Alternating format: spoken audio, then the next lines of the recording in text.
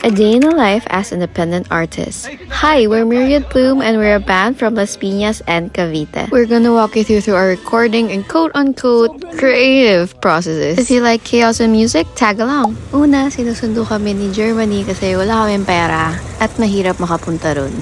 This is Hector, our drummer, KV, our manager, Chikoy, our lead guitarist and writer, and that's Kuya Neil, our bassist. Louise isn't here but she's our keyboardist, and I'm Gia. Pit stop muna kami sa 7-Eleven because usually recordings really take long. We came here exactly 7-Eleven kaso wala masyadong promo, so kape-kape na lang. Hotdog. Now we're on our way to Banana Rising kay Bosser Inigo.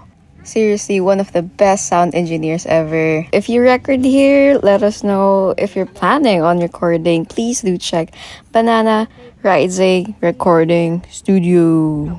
Now that we've had our coffee, and onting kalokohan muna ulit. Siri.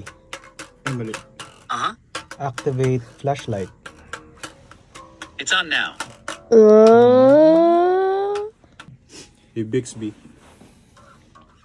Lumos. Labagat. Napakatagal naman ng pre. Bago na internet. Smart ka, no? Ayun. Pero that's What so did the science book say 2015. to the math book? Wow, you've got problems. Kuya Neil, can you tell me a joke? Gusto mong joke? Tatlo lang joke. Sunod sa namin, seryoso siya. May joke ako tatlo eh. Ano? Joke.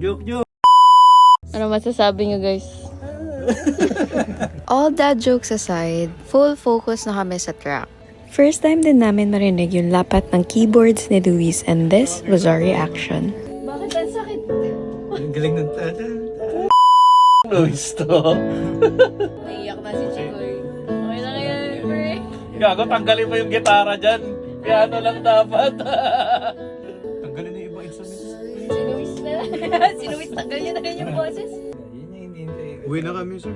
Yun yung sinasabi mong kulang. Alin? Yun yung sinasabi Yung mong violin? kulang sa dulo. We had a quick break in between and time check, 10:25. P.S. The clock here is really cool. Ay, naka-record tayo.